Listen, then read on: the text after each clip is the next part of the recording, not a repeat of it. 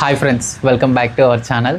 So మన trip upload చేసి videos అన్నీ కంప్లీట్ అయ్యి ఆల్మోస్ట్ 1 వీక్ టు 10 డేస్ అవుతుంది. కొంచెం నేను బిజీగా ఉండడం వల్ల ఈ ఐటినరీ అలాగే బడ్జెట్ వీడియో అంతా చేయలేకపోయినా. చాలామంది అడుగుతూనే ఉన్నారు, మేము కూడా ప్లాన్ చేస్తున్నాము ఆగస్ట్ సెప్టెంబర్ మంత్లో. సో ఒకసారి మీ ఐటినరీ చెప్పండి, బడ్జెట్ ఇదంతా క్లారిటీగా చెప్పండి అంటున్నారు. సో మనం స్టెప్ బై స్టెప్ వెళ్దాము. ఫస్ట్ ఐటినరీ గురించి మాట్లాడదాము. ఫస్ట్ మేము సూర్యాపేట నుంచి స్టార్ట్ అయినాము. సో సూర్యాపేట నుంచి స్టార్ట్ అయ్యి ఇక్కడ నుంచి నాగ్పూర్ అనమాట. సో నాగ్పూర్ ఎలా వెళ్ళామంటే మేడ్చల్ నుంచి నిజామాబాద్, కామారెడ్డి, నాగ్పూర్ తర్వాత మనకు లక్నడోనా ఉంటుంది. లక్నడోనా వరకు వెళ్ళాము. లక్నడోనా దగ్గర మేము బ్రేక్ తీసుకున్నాము. అక్కడికి డే 1 అయిపోయింది. డే 2 వచ్చేసరికి లక్నడోనా నుంచి లెఫ్ట్ తీసుకుంటే సాగర్, ఝాన్సీ, గ్వాలియర్ ఇవి వస్తాయి. గ్వాలియర్ తర్వాత ఆగ్రా వస్తుంది. ఆగ్రా తర్వాత మధుర వస్తుంది. సో మనము ఏదైతే ఈ పార్ట్ ఉందో, గ్వాలియర్ తర్వాత నుంచి ఢిల్లీ రీచ్ అయ్యే పార్ట్ ఉందో, అక్కడ మనకు యమునా ఎక్స్ప్రెస్ వే ఉంటుంది. ఆ ఎక్స్ప్రెస్ వే నుంచే మొత్తం వెళ్ళిపోతాము, పెద్దగా ఇబ్బంది లేకుండా వెళ్ళిపోతుంది. సో మేము ఏం చేసినామంటే మధుర వెళ్ళేసరికి మాకు ఆల్మోస్ట్ 9 to 10 అయింది. నైట్ వర్షం వస్తుంది. అక్కడికి డే 2 ఎండ్ చేసేసినాం అనమాట. డే 2 అక్కడ స్టాప్ తీసుకున్నాం మధుర దగ్గర. మేము ఆగ్రా కానీ మధురాలో బృందావన్ టెంపుల్ ప్లస్ ఈ తాజ్మహల్ ఇవైతే ఏం చూడలేదు. ఎందుకంటే మేము లాస్ట్ టైము అయోధ్య వెళ్ళినప్పుడు కవర్ చేసినాం కాబట్టి ఈసారి వెళ్ళలేదు మేము. సో అదనమాట. ఇంకా ఆ తర్వాత థర్డ్ డే ఏం చేసినామంటే అక్కడి నుంచి స్టార్ట్ అయ్యి మేము ఢిల్లీ కూడా ఏం వెళ్ళలేదు. ఢిల్లీ కూడా మేము కవర్ చేసాము. మా దగ్గర క్యాంపింగ్ మెటీరియల్, క్యాంపింగ్ సామాన్ మొత్తం ఉంది కాబట్టి ఢిల్లీ లోపలికి వెళ్ళకుండా ఎప్పుడైతే మనము నోయిడా దగ్గరికి వెళ్తామో, నోయిడా దగ్గరికి వెళ్ళగానే మనకు ఈస్టర్న్ పెరిఫెరల్ ఎక్స్ప్రెస్ వే ఉంటుంది, జస్ట్ లైక్ ఓఆర్ఆర్ అనమాట. So eastern peripheral express way తీసుకొని అక్కడ సోనిపత్ దగ్గర దిగిపోయినాము. సోనిపత్ దగ్గర దిగగానే అక్కడ నుంచి అంబాలా వెళ్ళిపోయినాము. అంబాలా నుంచి స్ట్రైట్గా లుధియానా తర్వాత ఇంకా పంజాబ్లోకి అడుగు పెట్టేసినాము. పంజాబ్లో మొత్తం తిరగడం అంటే పంజాబ్లో లుధియానా తర్వాత ఇక్కడ క్లారిటీ ఉంది నా దగ్గర, మేము కవర్ చేసాము ఏంది అనేది.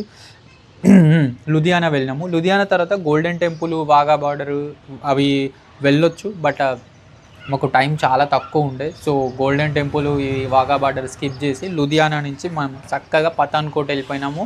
ఆల్మోస్ట్ మేము జమ్మూ కాశ్మీర్ స్టేట్లోకి కూడా థర్డ్ డే రోజే ఎంటర్ అయిపోయినాం. ఈవినింగ్ 3-4 o'clockకి మేము ఎంటర్ అయిపోయినాము.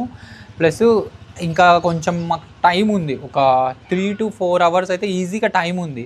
వెంటనే బ్రేక్ తీసుకోవడం ఎందుకు పఠాన్కోట్లో అనేసి జమ్మూ ఎంటర్ అయినాక కూడా మాకు టైం ఉంది అనేసి మేము సాంబా వరకు వెళ్ళినాం అనమాట. సాంబా అంటే జమ్మూ సిటీకి సాంబాకి ఒక 50 kilometers డిస్టెన్స్ ఉంటుంది. సో సాంబా వెళ్ళేసరికి మాకు ఒక 8 అలా అయింది. సాంబా దగ్గర ఆపేసినాము ఆ రోజు. సో ఈ 3 days కంప్లీట్గా మేము కార్లోనే పడుకున్నాం, ఎక్కడ రూమ్ తీసుకోలేదు. అదొకటి. థర్డ్ డే అక్కడికి అయిపోయింది. నెక్స్ట్ డే మార్నింగ్ లేవగానే సాంబా నుంచి స్టార్ట్ అయ్యి జమ్మూ కవర్ చేసినాము. జమ్మూ తర్వాత వైష్ణోదేవి మాత టెంపుల్కి కూడా వెళ్ళొచ్చు మీరు, బట్ అప్పటికి ఫుల్ క్రౌడ్ ఉండే. వైష్ణోదేవి మాత టెంపుల్కి వెళ్ళే వాళ్ళ క్రౌడ్ ఉండే, ప్లస్ మాకు కూడా అసలు సమయం లేదు. సో ఆ టెంపుల్ కూడా స్కిప్ చేసి ఇంకా ఉదంపూర్, బనిహాల్ అలా వెళ్ళిపోయినాము. అదే రోజు 4th డే రోజే శ్రీనగర్ కూడా వెళ్ళిపోయినాం మేము. శ్రీనగర్లో లోకల్లో డల్ లేక్ అవి ఇవి చూసుకున్నాము. ఆ తర్వాత సోనామార్గ్ వెళ్ళిపోయినాము. సోనామార్గ్ తర్వాత జోజిలా పాస్ అయిపోయింది. జోజిలా పాస్ క్రాస్ చేసినామంటే ఇంకా మనకు జమ్మూ కాశ్మీర్ స్టేట్ కూడా అయిపోతుంది. ఆ స్టేట్ అయిపోయింది. ఆ స్టేట్ అయిపోయాక కార్గిల్ వార్ మెమోరియల్, కార్గిల్ వరకు వెళ్ళినాము. డే 4లో బ్రేక్ అనేది కార్గిల్లో తీసుకున్నాము. అక్కడికి డే 4 అయిపోయింది. ఇంకా డే 5 రోజు మార్నింగ్ లేచినాము. కార్గిల్ నుంచి స్టార్ట్ అయ్యి నమికాలా పాస్, ఫోటోలా పాస్, లామా యూరు అని ఇలా ఉంటాయన్నమాట. సో ఈ Lamayuru, Sangam point, magnetic hill, Pathar Sahib Gurudwara ఇవన్నీ చూసుకున్నాము. మేము వెళ్ళేసరికి మాకు 2 అయింది. ఫస్ట్ ఏం చేసినామంటే స్టే వెతికినాము. స్టేలో చెకింగ్ చేసినాము, లగేజ్ పెట్టేసినాము. తర్వాత నీట్గా బయటకు వచ్చేసినాం. మార్కెట్ లోకల్లో ఎక్స్ప్లోర్ చేసినాం, మంచిగా ఫుడ్ తిన్నాము, షాపింగ్ చేసుకున్నాము, అంతా తిరిగినాము. హాఫ్ డేలో మొత్తం కవర్ చేసినాం. మ్యాక్సిమం కవర్ చేసినాము. కవర్ చేసిన తర్వాత రూమ్కి వెళ్ళినాము, ఇంకా పడుకున్నాము. డే 5 అక్కడికి అయిపోయింది. ఇంకా లేలో ఒక రోజు స్పెండ్ చేయాలి, మనం ఆ ఎన్విరాన్మెంట్కి అక్లమటైజ్ అవ్వాలి, ఇదంతా అవసరం లేదు. అంటే like it depends on you. అంటే మేము స్లోగా ఎక్కుతా వచ్చాం కాబట్టి ఈ ఆల్టిట్యూడ్ అనేది మాకు అలవాటు అవుతా వచ్చిందనమాట. జమ్మూ కాశ్మీర్ నుంచి వచ్చినాం కాబట్టి మాకు పెద్దగా అంత సఫర్ అయిన ఫీల్ అనిపించలేదు. సో హాఫ్ డే మాత్రమే స్పెండ్ చేసినాము లేలో. తర్వాత అక్కడి నుంచి డే 6th రోజు లేలో మార్నింగ్ లేచి స్టార్ట్ అయినాము. ఎక్కడికి? సౌత్ పుల్లు కవర్ చేసినాం, కార్దుంగ్లా పాస్, నార్త్ పుల్లు, కార్దుంగు విలేజు, తర్వాత డిస్కిట్ మానెస్ట్రీ వరకు వెళ్ళినాము. డిస్కిట్ మానెస్ట్రీ చూసుకున్నాము, బుద్ధ స్టాచ్యూ పెద్దది. తర్వాత ఏం చేసినామంటే అటు సైడ్ న్యూబ్రా వ్యాలీ అటు సైడ్ వెళ్ళొచ్చు, కాకపోతే అది 150-200 కిలోమీటర్స్ అటు వెళ్ళి మళ్ళీ రిటర్న్ సేమ్ రూట్లో ఇటు రావాలి. సో అంత వర్త్ అనిపించలేదు నాకు. సో న్యూబ్రా వ్యాలీ స్కిప్ కొట్టేసి డిస్కిట్ నుంచి మళ్ళీ వెనక్కి వచ్చి అగం వచ్చినాం. అగం నుంచి వరిలా పాస్, చాంగ్లా పాస్, దుర్బుక్, టాంగ్సే ఈ రూట్లో వెళ్ళాము. ఈ అగం నుంచి ప్యాంగాంగ్ లేక్ 2 రూట్స్ ఉంటాయన్నమాట. ఒకటి వయా షోక్ రివర్ ఉంటుంది, ఇంకొకటి వరిలా పాస్, చాంగ్లా పాస్, దుర్బుక్, టాంగ్సే ఇలా ఉంటుంది అనమాట. అందరూ వచ్చి టాంగ్సే దగ్గరనే కలుస్తారు. సో మేమేం చేసినామంటే ఈ పాసెస్ ఉన్నాయి, హై పాసెస్ అనమాట. ఇవి మోర్ దెన్ 15,000 ఫీట్ పాసెస్. ఎందుకు లూజ్ చేసుకోవాలి అనేసి ఈ పాసెస్ ద్వారా వెళ్ళినాము. షోక్ రివర్ నుంచి కూడా వెళ్ళొచ్చు, బట్ అది హార్డ్, మంచి ఆఫ్ రోడ్ ఉంటుంది. ప్లస్ రివర్ లోపలనే ఉంటుంది అనమాట. మెజారిటీ ఆఫ్ ద డ్రైవ్ అనేది రివర్ లోపలనే ఉంటుంది. మంచి రాళ్ళు ఉంటాయి, రాళ్ళ మీద డ్రైవ్ ఉంటుంది. సో మన టైర్స్ కూడా అంత బాగాలేవు. ప్లస్ అట్లా పోతే ఒక ఆఫ్ రోడ్ మజా ఉంటుంది, ప్లస్ ట్రాఫిక్ కూడా ఉంటుంది, ప్లస్ వాటర్ క్రాసింగ్స్ ఎక్కువ ఉంటాయి. బట్ ఇట్లా పోతే ఏంటంటే రోడ్డు చిన్నగా ఉంటుంది, చాలా హైట్ ఎక్కువ ఉంటుంది, కానీ 2 పాసెస్ కవర్ అవుతాయి. అట్లా పోతే డ్రైవ్ మజా ఉంటుంది, ఇట్లా పోతే డ్రైవ్ మజా ఉంటుంది, ప్లస్ 2 పాసెస్ కవర్ అవుతాయి కదా అనేసి వరిలా, చాంగ్లా, దుర్బుక్, టాంగ్సే అక్కడి నుంచి ప్యాంగాంగ్లోకి వెళ్ళిపోయినాం.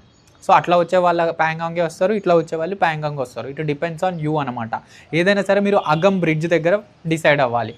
అక్కడ రైట్ తీసుకుంటే నేను చెప్పిన పాసెస్ కవర్ చేసుకొని వెళ్ళిపోతారు. అలాగే వెళ్ళిపోతే రివర్ నుంచి అలా వస్తారనమాట. సో ప్యాంగాంగ్ వెళ్ళినాము. ప్యాంగాంగ్లో ఒక 20 మినిట్స్ మంచిగా ఫొటోస్, వీడియోస్, ఎవ్రీథింగ్ కొట్టేసినాము. అక్కడ నుంచి వెంటనే స్టార్ట్ అయినాము. చాలామంది ఏం చేస్తారంటే ప్యాంగాంగ్లో స్టే తీసుకుంటారు, బట్ అది not suggestable. Over crowded, over hyped, over price అనమాట. సో అందుకే మాకు ఇంకా కొంచెం టైం ఉండే బేసికలీ. సో ఇంకొక 1 అవర్ టైం ఉంది మాకు. సో ఏం చేసినామంటే అక్కడి నుంచి ఇంకొంచెం ముందుకు టువర్డ్స్ నెక్స్ట్ మనకు టార్గెట్ హాండ్లే కాబట్టి, సో టువర్డ్స్ హాండ్లే వెళ్తూ ఉంటే మనకు మెరాక్ ఉంటుంది అనమాట. మెరాక్ ఉంటుంది, అలాగే చుసూల్ విలేజ్ ఉంటుంది. సో మెరాక్ వరకు వెళ్ళి మెరాక్లో స్టే తీసుకున్నాం. మెరాక్లో కొంచెం బడ్జెట్లో స్టే దొరికింది, సో అక్కడ స్టే తీసుకున్నాం. మీకు ఇంకా టైం ఉంటే మీరు చుసూల్ కూడా వెళ్ళొచ్చు అనమాట. మ్యాక్సిమం స్ట్రెచ్ చేయడానికి ట్రై చేయవచ్చు మీరు.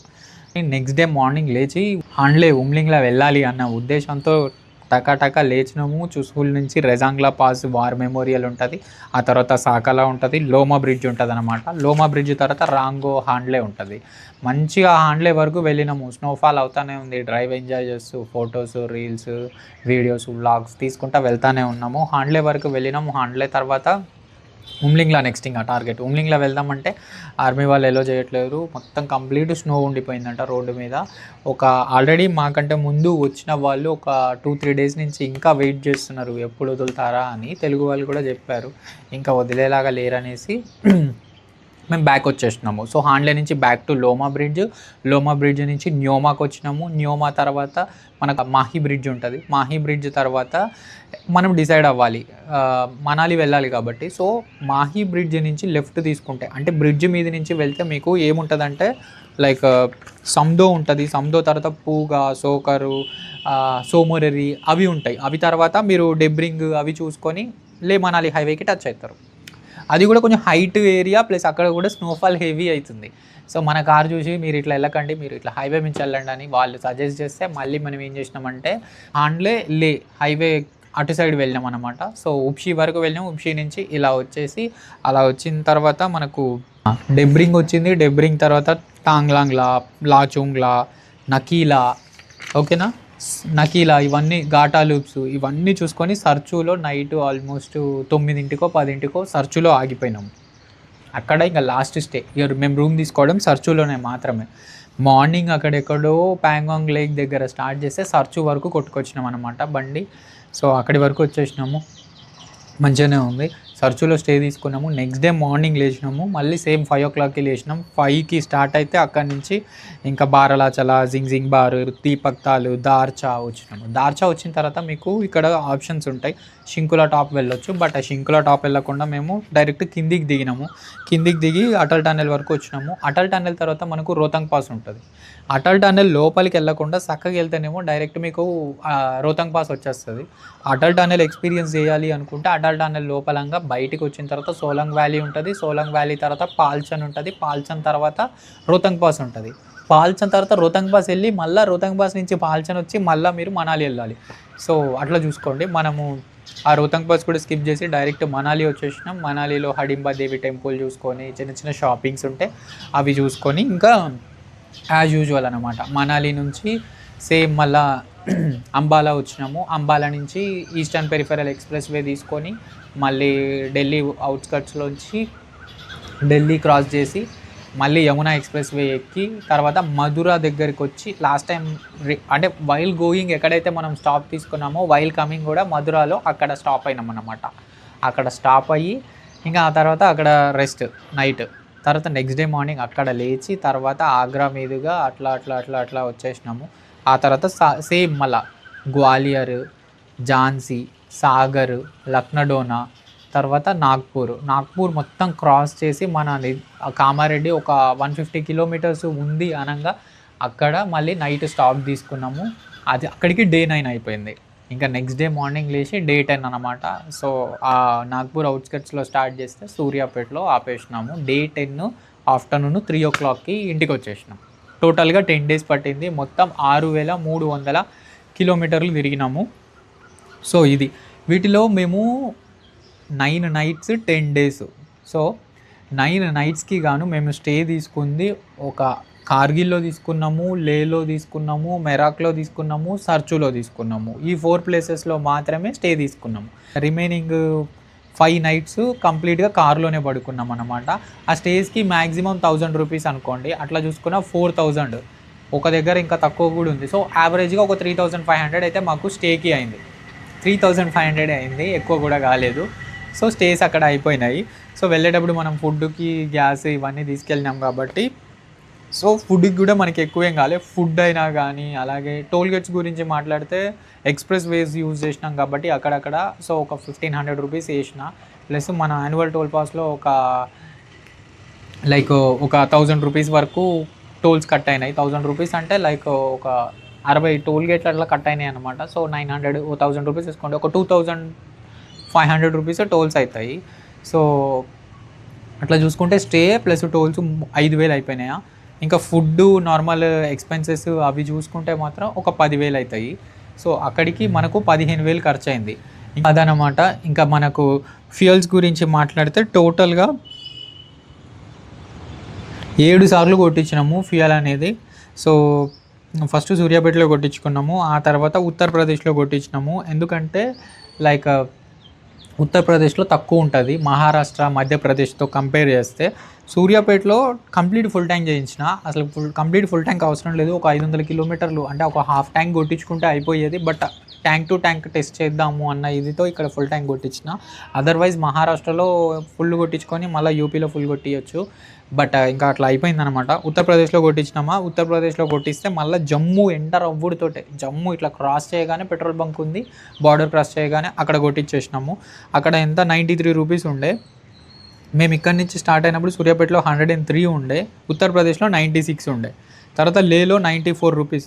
జమ్మూలో కొట్టించుడు, తర్వాత లే ఎంటర్ అవ్వడుతోటే లేలో కొట్టించినాం. కంప్లీట్ ఫుల్ ట్యాంక్ 94 rupees పట్టింది.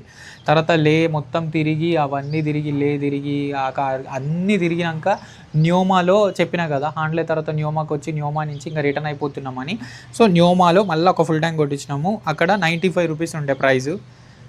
ఇక న్యోమాలో కొట్టించుడు తర్వాత న్యోమా నుంచి స్టార్ట్ చేస్తే మనాలి క్రాస్ చేసి కంప్లీట్గా హిమాచల్ ప్రదేశ్ బార్డర్ అనమాట. హిమాచల్ ప్రదేశ్ పంజాబ్ బార్డర్లో కొట్టించినాం. ఒక 20-30 kilometers ఉందనగా. పంజాబ్లో ఎక్కువ ఉంటుంది కాస్ట్.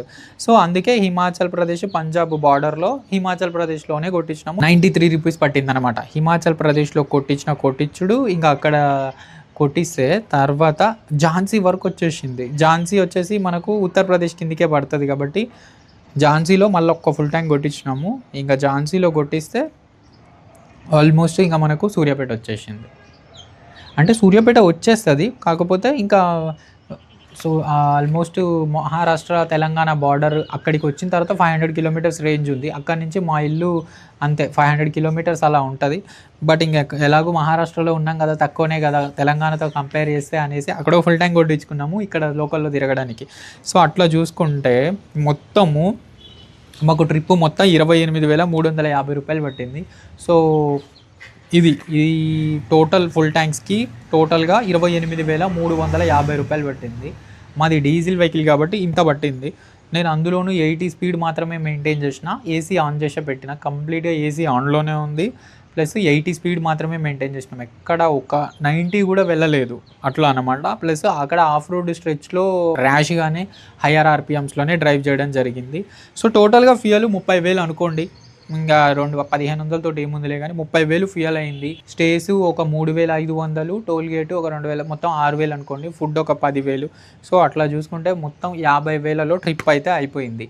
ఇంకా ట్రిప్పుకి సంబంధించిన సామాన్లు ఇవన్నీ అయితే క్యాంపింగ్ ఏవైతే ఉన్నాయో అవన్నీ మేము ఎప్పటి నుంచో ఇవన్నీ చేస్తూ ఉన్నాం కాబట్టి వీ హ్యావ్ ఎవ్రీథింగ్ అనమాట. ఏది కొత్తగా కొనలేదు, దేని మీద కొత్తగా అమౌంట్ అనేది ఇన్వెస్ట్ చేయలేదు.